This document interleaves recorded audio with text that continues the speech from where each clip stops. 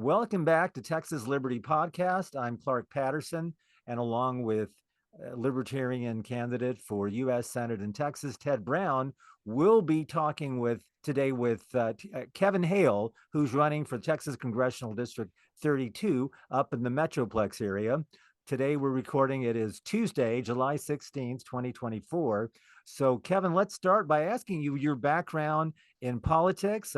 If you'd like to tell us what you do, and of course, how you became a libertarian, well, we're all ears. All right. Well, I am running in Dallas, and I was born here in Dallas. I graduated from Mesquite High School and went to college at the University of North Texas, where I got my degree in marketing. In 2016, I was given the choice between Hillary Clinton or Donald Trump, and I just couldn't do either. And so I started looking at my other options about who I was going to vote for. I looked at the Constitution Party, I looked at the Green Party, I read the platform for the Libertarian Party, and I was like, where have these people been?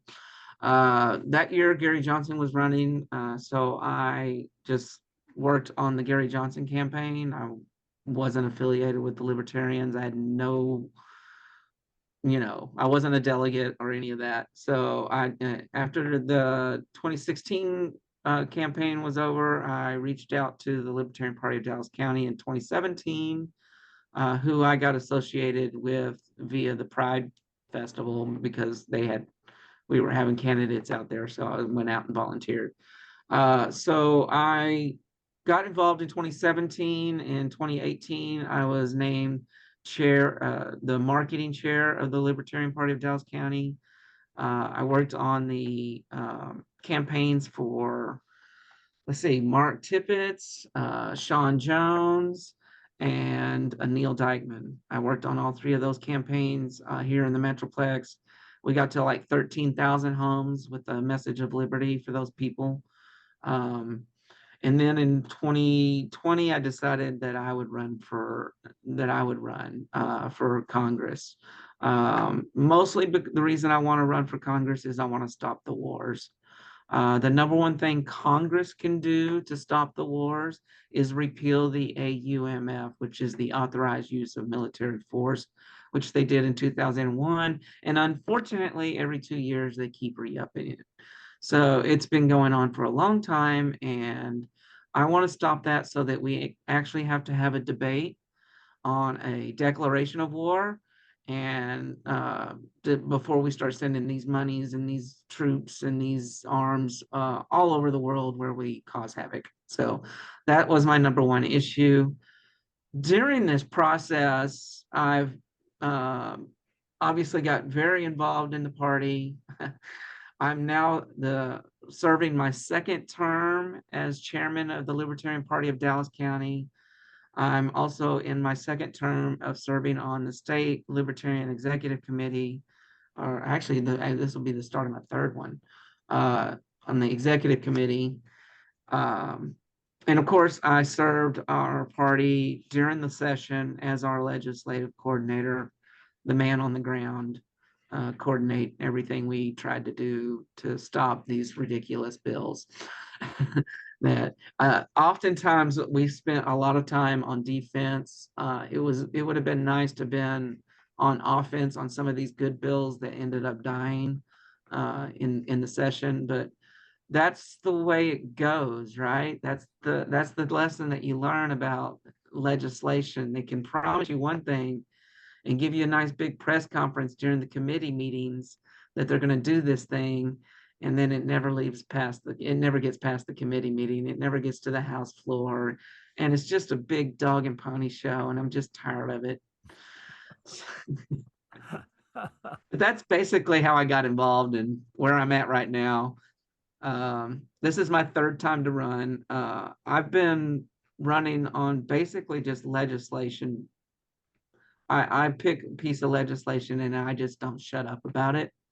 In 2020 and 2022, I talked about the Federal Sunset Act enough that the incumbent finally agreed to co-sponsor it. Now, I did have to hold his feet to the fire before this election cycle to get him to actually do it.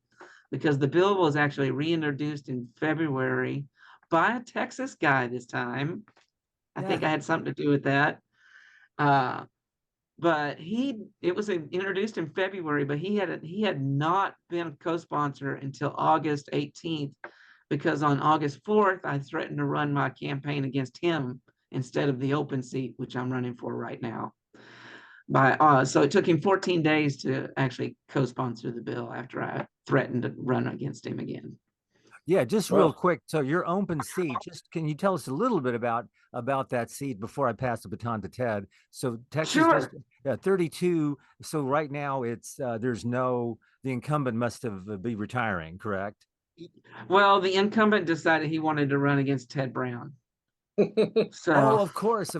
I'm so sorry. Yeah. Okay, that's what the happened. incumbent decided he wanted to run against Ted Brown. So So it's a blue district, I'm going to guess. it is, yes, it is gerrymandered to favor the Democrats. And I tell everybody the only way we can beat the gerrymandering is to vote third party, because they don't see it coming and they don't count your vote. So it is favoring the Democrat, but my goal here is just like the goal it was in 2020 and 2022, is to find co-sponsorships for the bills that I'm running on. I've got 2 left-leaning bills and I've got 2 right-leaning bills, and that I'm really pushing this time. I just introduced, literally an hour before this meeting, my new bill. It's called the Sunlight Bill. And the Sunlight Bill will give criminals, after 5 years post their sentencing, their criminal record will become blank. It will delete off, just like a credit report falls off after 7 years. Your criminal history report will be deleted after 5 years, so that felons can no longer have to be felons for the rest of their life. They can get all of their rights back, and we can give them an actual light at the end of the tunnel, which is why I call it the Sunlight Bill. Wow, this is I hadn't heard about that one yet, Kevin. That's really good news. And the idea about coming up with the bills in general is a very good idea. I wanted to ask you about, because all politics is retail, and I think you're better than most candidates though at trying to put out the message on the street. Based on your experience, I know in 2020 and 2022 you were out there constantly knocking on doors and giving out literature, even during the pandemic. And if you could address that a little bit about just all the effort that you put in to actually bring libertarian views directly to the people in your area. Yeah, in 2020, we got to 20,000 houses. In 2022, we got to an additional 10,000 houses. So we got to 30,000 houses in that first 2 cycles. We've taken a different approach this time. We're not doing too much blanket flyer drops, as you would call them. This time we're going to be more digital in our approach, and we also wanted to be more seen on the streets with the bigger signs. And because I have name recognition already, the signs are not about me. The signs are about the issues that I'm putting forward. I've got 3 signs that are focused on the Federal Sunset Act, the Taxpayer Choice Act, and ending the AUMF. And then I have a 4th sign that's built on turnout, which demonstrates how few people are actually voting. Because I want people to know that if they do show up and vote for me, that, number 1, I won't waste their vote. I'll leverage it like I've done before.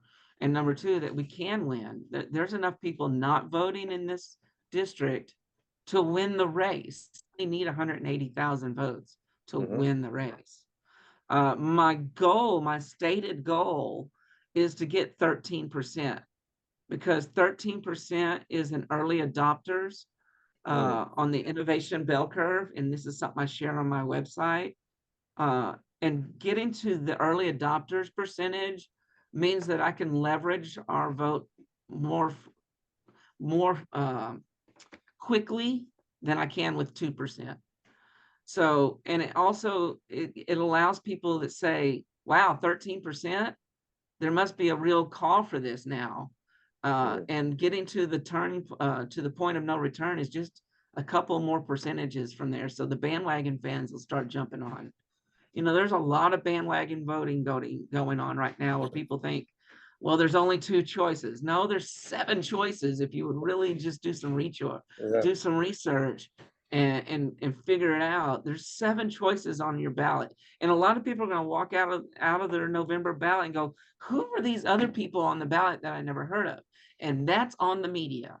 And we need to do a good job of calling out the media when they don't cover us, or when they do cover us, thanking them for covering us, because they have the ear of most of the voters. I mean, you, me, Clark, Ted, we're like level 4 politicians right now, right? Most of the people that vote are level 1, apathetic, barely pay attention. Maybe 6 weeks before they start looking at who's on their ballot. But we're in it 24/7, 365. And getting people to understand it like we do is not, I think libertarians miss the mark on that. And I think if we just stay focused on moving legislative ideas forward, that we could move the Overton window that way. I think I'm bringing a very strong legislative palette to the voters, and I really would like to get them to see it. The videos I got coming out August 1st, by the way, I got a commercial and some videos coming out, interview style videos that are coming out August 1st, provided I don't have to do some edits. They're in post-production right now. But so August 1st is our shooting for that. But I really want to push those out digitally. So I think that's going to be my focus if I'm not able to raise the money for the signage. So okay, well, I like the idea with the issues, because that's not one that I had thought of before. To go out and promote particularly like new bills. Obviously, there's always that issue, like how President Calvin Coolidge said, it's always better to oppose bad bills than to support good bills, because if you get a bad bill in there, you could ruin people's lives forever. But of course, we need good bills as well. So that positive tack, rather than just being negative, how we often are about everything that they're doing in Washington or at the state capitol or whatever. I think this is a great idea. I mean, I do heartily approve of that. But what do you think, like, say, for example, as you were talking about, we're only here like during election years for most people, and even then, most of them don't see us. What's your opinion of like promoting issues in the off years, where maybe to build some name recognition before it's election season? Because it sounds like these are the things that could be proposed anytime in Congress or at the the legislature during the normal sessions. right, exactly, and that's kind of what the state party should be doing right now. Is talking about some of these issues that we want to fix. We need criminal justice reforms in Texas. We literally, Liz and I were down there. We were the only pro marijuana people down there. Normal was only down there one day. And the advocates for marijuana policy were down there one day. And it was just me. And the bad part is that Eagle Forum was down there every day, and they were wanting the marijuana laws to get tougher. Oh man, that's like, how can anybody even believe that? I mean, that seems like so retro. Yeah.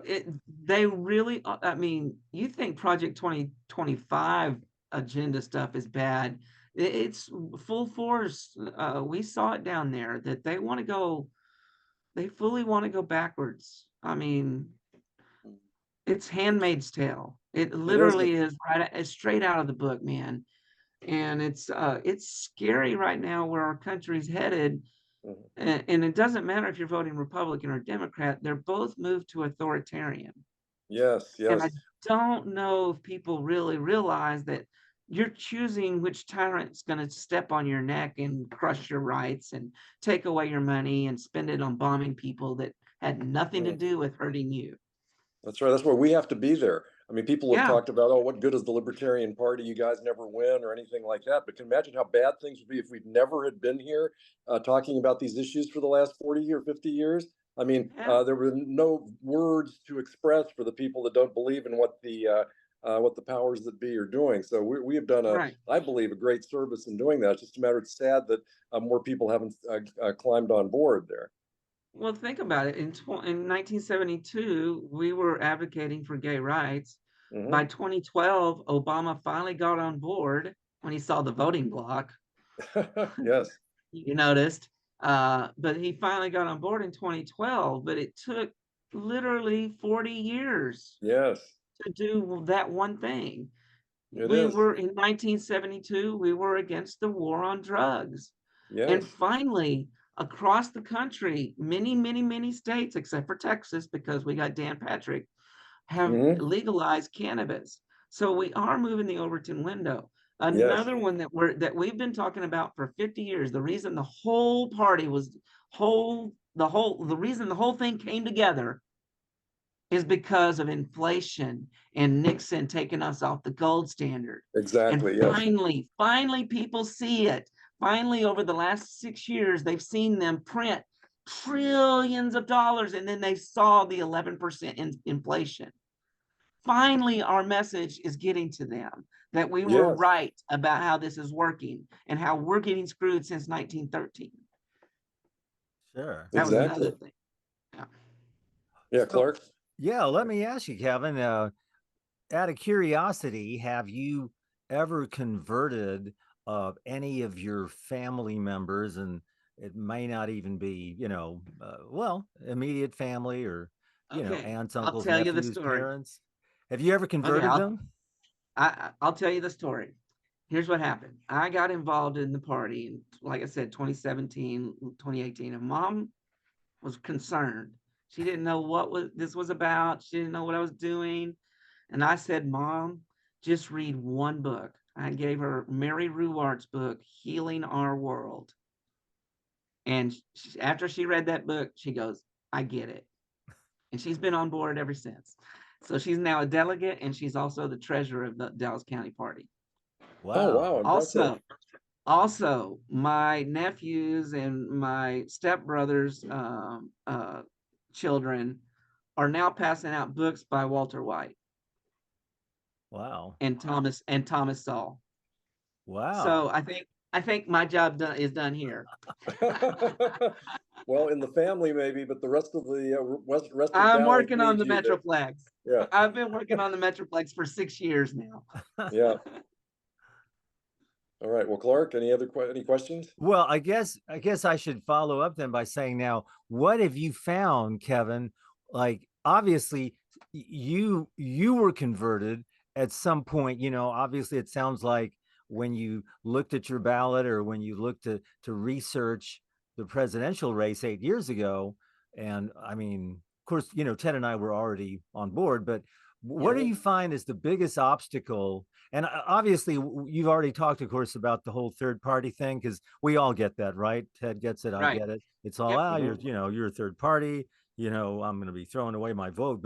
But just leaving that aside, and just small little libertarianism, have you found any particular things to be big obstacles to and converting people, or at least having people see the light? Now, of course, you mentioned the debasement of the currency just a few moments ago. So but I always wonder, do people put two and two together? Again, as you may know, I have very little respect for the average voter today, and I think every time I I seem to be confirmed. But yeah, I don't know that necessarily. Yeah, obviously the Federal Reserve has just gone crazy since, well, even before Yeah. COVID. And I just wish that people would put two and two together, and they'd go, oh, well, this is what, the libertarians have been saying, really, like you say, at least 50 years, well, really since 1913. Yeah, exactly. Um, my biggest obstacle and our biggest obstacle is voter apathy. There are so many people that just turn off when you say politics or or even if they, like I say, I'm running for Congress. They ask, "Are you running as a Republican or a Democrat?" And I'm like, "Good news, neither." You know, you have to spin it in a way that, you know, they don't turn you off immediately. That's what's wrong with our country right now, is that they only see the two old parties getting thrown in their face, and that's media's bad. Media's, I mean, CNN has been the worst here lately. I mean, the damn Trump gets freaking shot and they say he falls. I mean, it was just, I feel like, and I hate using this book as a reference, but it really is 1984. We're being lied to all the time. Like on Facebook, we're being lied to. On Twitter, we're being lied to. On TikTok, we're being lied to. On ABC, on CNN, on MSNBC, on NBC, we're all being lied to. So it's hard to find the truth when your own reality, you're only seeing 3% of it. Yeah, So it seems like, though, that one of your big issues where this really is the case on foreign policy, because there's a certain element that the establishment in foreign policy that cuts across left, right, Democrat, and Republican. And this was your big issue that you mentioned at the beginning. I mean, that's where we're lied to the most. I mean, war is the causes the truth to fail miserably across the board. So I just wondered if you could be more specific, though, about the two big wars right now that America is getting involved in, which is in the Middle East and in Ukraine and Russia. And what instead of just generally about foreign policy, what would you do about those two particular situations? The first thing I would do is get our president to call Netanyahu and say, "We're not sending any more weapons. We're not sending any more money until you stop. This should have been a surgical attack, not a freaking carpet bombing. Now you're committing genocide. Now you're the bad guy." For Hamas and the Palestinians, I would make the same phone call and say, "No more aid, no more weapons. We're tired of arming both sides and watching y'all kill each other. We're no longer going to be involved in that. If y'all want to go ahead and kill each other, we're going to leave you with what you have until you run out, and then y'all can keep throwing rocks at each other. But we're done. We're done funding it. We're done sending weapons over there until you guys can come to the table and figure it out. Because we've been doing this for thousands of years now. And America taxpayers cannot afford this any longer. Our money is being printed out of thin air. It's being devalued at a rate that no one really knows, because we can't get a real audit done, that actual audit that meets all the GAA rules, GAAP rules. So it's really frustrating to sit on this side and watch us fund both Israel and the Palestinians to fight each other, and all we're doing is just collecting bodies for no reason. These people don't need to be dying. The October 7th attack should have been a surgical response, not a carpet bombing of millions of people. Ukraine, we made a promise to Russia when NATO was created, not one further inch west or east, whatever it was, east, excuse me. And now we've been playing this game where we think we want to put Ukraine in, and we don't want to put Ukraine in. And now Ukraine's stuck in the middle. There could have been peace over there a lot faster than what we had if Biden had not interfered and said not for Ukraine to take the deal. There could have been a stop to this war months ago, but we had to keep interfering. And this is my problem with our foreign policy, is that we keep interfering in their business. It's not our business.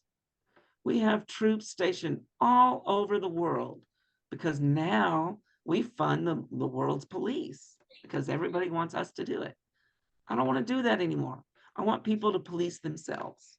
And if you can't police yourself, then pay us, because I can't fund it anymore. We cannot fund it anymore. or pay privateers to do it.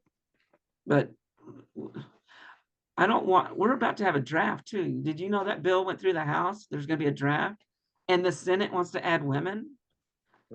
It's not a sign up to be drafted like we had to do when I was 18. No, it's you're automatically signed up to be drafted. And it's not 18 to 25 now, it's 18 to 26. It seems to me these guys are gearing up for another war. And they're not going to give our children the choice of whether or not to go fight in a war that may or may not be necessary. Well, I don't think it is. No, it seems to me if the draft would be, well, obviously we're against the draft. I'm totally against it. It's slavery, of course. I read where the military doesn't really want to draft because they have trouble enough training the soldiers that voluntarily join up, let alone like sullen characters that are always on their games or something like that. That have never Exactly. a large percentage wouldn't even pass the physical exam probably. And so I think it'd be a terrible mistake just strategically to do that. I mean, how can they even, they'd waste more time in trying to train people that are untrainable than they would to try to fulfill their mission. From a libertarian point of view, obviously people own their own lives and shouldn't be forced into war or even peacetime service for that matter, but they especially shouldn't be forced to fight wars. And maybe that's the wake-up call for the military-industrial complex, that people don't want these wars because they're not willing to fight in them. But throughout world history, that's never been that hasn't really affected leaders. They're going to do what they want to do, and they might become more oppressive. And hopefully, it wouldn't be like in Ukraine where they like drag people off the street, or in Russia where they drag people off the street to serve in the military. I mean, all these wars that we just talked about. I mean, Russia, Ukraine, and Israel all have slave armies, and that's and they're going to run out of people even with that because of how badly these wars are going. And Americans are not going to put up with that for our kids. They might have put up with it before, but it's been 50 years, and they're not going to put up with that now. I hope. If they do, then well, what's the hope at that point? Exactly. It's sad actually that we can't just keep our nose out of it. I mean, look at Sweden. I mean, to your point earlier, my wife is former Army, and I asked her straight up. I said, "Do you want somebody that didn't volunteer in your Army?" And she goes, "No." It's because for the exact same reason you just listed, is that those people don't want to be there, and they're not going to be cooperative in what needs to get done, and they could be havoc if they're in a war. They could wreak havoc on what you're trying to do by, giving up your position or trying to get a Section 8, by acting stupid so that they can get kicked out and get out of that because they don't want to do it. But, it's horrible that they're doing that. But it just seems to me that people don't see the writing on the wall. When this bill came through and I saw the fine print, I'm like, oh no, this isn't good. This is them getting ready, like they already know, And I'm like, I'm trying to warn people that we're about to go to another war that we haven't been attacked, but we're going to find a way to get attacked. Apparently. Well, the opposition, the first opposition to any of that is going to be from fathers of daughters. I mean, there's no doubt that would be like a massive group. These are guys that are, maybe a lot of them are pretty, these big patriots and everything, but as soon as they think of their girly girl being sent to the military to fight in a war, that's where there's going to be a rebellion take place. I mean, thankfully my daughter's over 26, but there's no way in God's green earth that I'm going to let her be forced into the military. I'm buying her a condo in Vancouver, Canada, before that happens, and pay to get her out there. And so would a lot of people, because there's just no way people are going to put up with that. And then, of course, obviously, boys shouldn't be sent either. But the fact is, it's going to start with the girls, the young women, and their parents not wanting to send them out. So we'll see. Maybe this is going to be like that kind of thing could be the downfall of the this military-industrial organization if they pursue something like that. Yeah, well, it's in the Congress's hand right now, so it's up to the Senate if they pass that, and then of course they got to do a reconciliation with the House for the ladies to be included. But if they get it to the desk of the president, I'm sure he'll sign it, because he can't read anything. He doesn't know where he's at. This is what it's come to, guys. You got horrific Trump, or you got dementia guy, and you got you got 5 other candidates that can't get on the news. Right. So yeah, Robert F. Kennedy has, just because of his name, gets on the news sometimes, but it's only because of his name. If he was just, of course, he wouldn't even be running if his name was Smith or something, you know. right.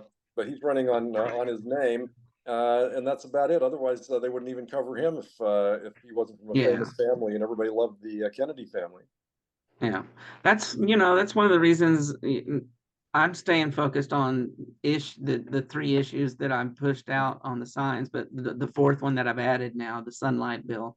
But I'm staying focused on the Federal Sunset Act, because I've already been successful at getting 15 co-sponsors, including the incumbent I ran against. Because when I started talking about it, there were 0.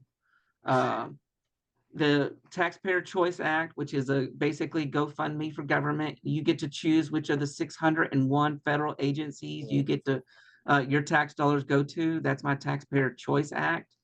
And of course, repealing the AUMF. And of course, now the new one is the new Sunlight Bill. I have a sunset bill and I have a sunlight bill. That's great. It's all light over here. It's all positive over here. Great. Yeah. Well, listen, gentlemen, we have about 4 minutes to go. So let me just let you, Kevin, take it away and tell everybody where they can find you online. I mean, because obviously we want to give Congress Hale. Have to do that. That's right. So well, in the few minutes we have remaining, yeah, go ahead and tell everybody, kind of, you can have your final statement here, concluding remarks, and where people can find you and what you're looking for people to do for you. So take it away, Kevin. All right. So I'm running for Congress in Congressional District 32. It's Dallas, Plano, Carrollton, and Box Spring. We need to raise, we need a donor of $3,300. That's the maximum any one person can make to a campaign at the federal level. To do that, you go to my website, which is GiveCongressHale, HALE.com. And there's a donate button there, and you can donate up to $3,300. Or we can need 99 people to donate $33 to reach our goal, but before the end of the month, because that's when I have to order the signs. So I need the money first before I can order the signs I need. We do have some great videos coming out August 1st, so look for that. And then our sign blitz, provided we are able to buy it, will be happening on the weekend of September 6th and 7th, or 7th and 8th. I can't remember. It's the first weekend in September. Is the first weekend you can put your signs out on the street. So we're going to have a sign blitz that weekend. So come to my website, volunteer for those things on my event page. We're going to be at the Plano Plume Festival in September. So look for us there as well. Well, great. So listen, Ted, you have about 30 seconds, Ted. You want to say anything more? Well, just that I'm happy. I'm kind of leading the ticket this year in the U.S. Senate race, but I'm very happy to have a candidate like Kevin running for Congress. When people vote, they're going to see President, Senate, and then U.S. Congress. So people in Kevin's district will have Chase Oliver, myself, and Kevin to vote for right at the top of the ticket. And we would be well served to have candidates like Kevin running for all the other congressional seats as well. So Kevin, thank you for running, and thank you for coming on the show here. Oh, you're welcome. Thank you for having me. Yes, I appreciate what you guys are doing, helping us get some push some media out through these things. That's right. That's the light you were talking about. We want more light because we just have to give Congress Hale.